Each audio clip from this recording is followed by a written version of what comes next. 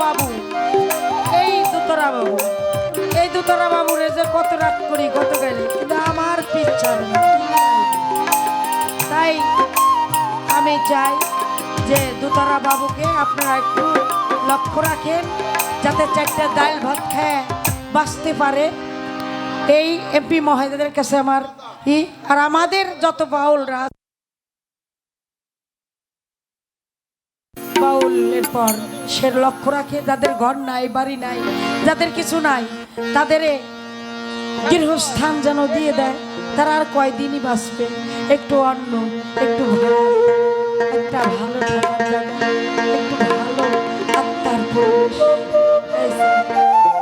তাছাড়া বাউল কিচ্ছু চায় না। বাউলকে ঘর নাই, ঝড় নাই, বৃষ্টি নাই, রোদ নাই, গ্রীষ্ম নাই, তারা চলেই চলছে গলারে শান করে। এই শানের মূল্য যে দিবে আল্লাহর তরফের থেকে, গুরুর তরফের থেকে, তার মূল্য সে পাবে। তাই আমি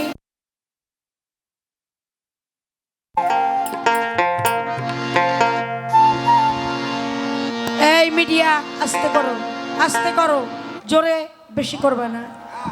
আমি যেটা গায়া ভাইরাল হয়েছি সেটা গাবো আগে, তারপরে আমি আর গান বিস্তারিত গাবো। আমি মহেশ মঞ্জিল নাইবা ইসুফের বাড়িতে গাইছি, এই গানটাই করব। তিনি আমাকে মর্যাদা দিচ্ছে এবং এই মর্যাদা দেওয়ার হাতে আছে শরীফ, যিনি ক্লিনিকের একজন পরীক্ষা নিরীক্ষা মানুষ। সে আমাকে কাছের টুকরার মতন হীরা ভাবছে।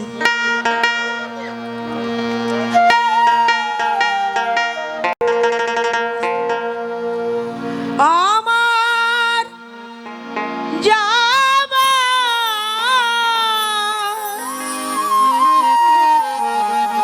সময় হলো, দাও বিদায়,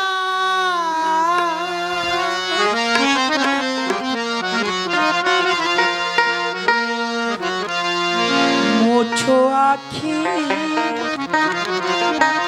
দুয়ার খোলো, দাও বিদায়।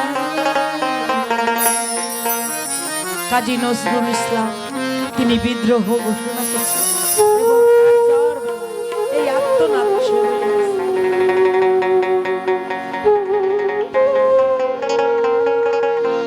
মোছো আখি দুয়ার খোলো, দাও বিদায়, মোছো আখি দুয়ার খোলো, দাও বিদায়।